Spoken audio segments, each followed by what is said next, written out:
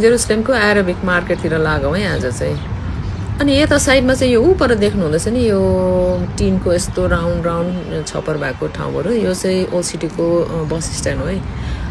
यहाँबाट चाहिँ बसहरू सायद जेरुसलेमको बाहिर बसहरू जान्छ होला सायद, अनि बेथलेहेम जाने बस पनि यहाँबाट पाउँछ है। अनि यता साइडमा चाहिँ यो वलहरू देख्नु हुँदैछ, यो चाहिँ ओल्ड सिटीको वल भयो है। अनि अहिले चाहिँ हामी ओल्ड सिटीमा आइपुगेको छौँ। अनि यहाँ चाहिँ हामी एकछिन भए पनि यो अरबिक मार्केट एकछिन भए पनि घुम्ने। यो यता साइड देख्दैछ नि ऊपर घरहरू, यो रातो छप्पर भएको त्योपट्टि पनि पुरै अरबिक मार्केटहरू छ। तर आज चाहिँ हामी यहाँबाट देख्दैछ नि ऊपर दमस्कस गेट अलिअलि, हामी चाहिँ त्यतापट्टि जाने, किनभने मैले दमस्कस गेटको भिडियोहरू बनाएर बाहिरबाट देखाएको छु नि त कतिपल्ट, त्यसको भित्र चाहिँ लगेको छैन नि त है। सो आज चाहिँ हामी दमस्कस गेटको भित्रपट्टि जाने, बजार अलिअलि घुम्ने।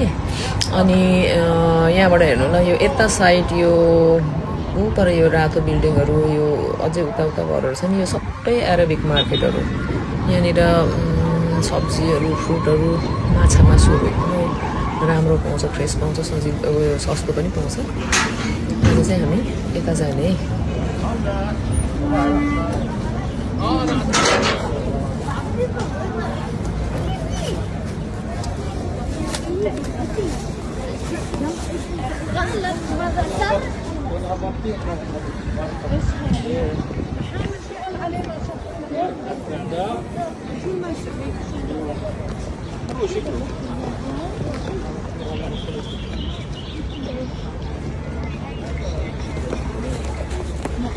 अहिले चाहिँ हामी ठिक्क ओल्ड सिटी जेरुसलेमको दमस्कस गेटको अगाडि छौँ। अनि यहाँबाट चाहिँ अब हामी भित्र जाने है।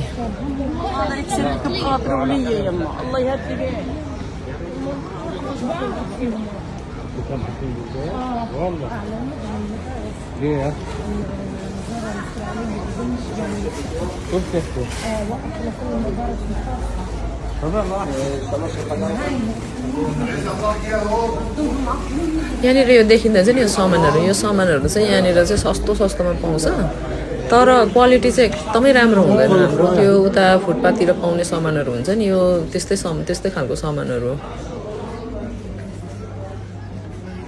आज चाहिँ अलिकति खाली रहेछ नि यो एरियामा, नत्र त कोही बेला त हिँड्नु नसक्ने गरी ठेल मान्छे हुन्छ।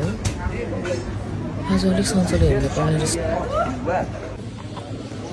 यो बजारभित्र, यो अरबिक मार्केटभित्र नपाउने भनेको चाहिँ केही छैन। यहाँनिर सुनदेखि नुनसम्म पाउँछ, मासुदेखि भुटुनसम्म पाउँछ हुन्छ नि, मर मसलादेखि लिएर सबै यहाँनिर यहाँ देख्नुहुन्छ मसलाको दोकान, हर चिज पाउँछ यहाँनिर, सबै चिज।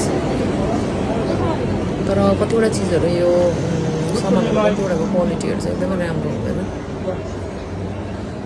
यो अरबिक मार्केट चाहिँ ठुलो छ, यहाँनिर घुम्यो भने आधा दिनै जान्छ।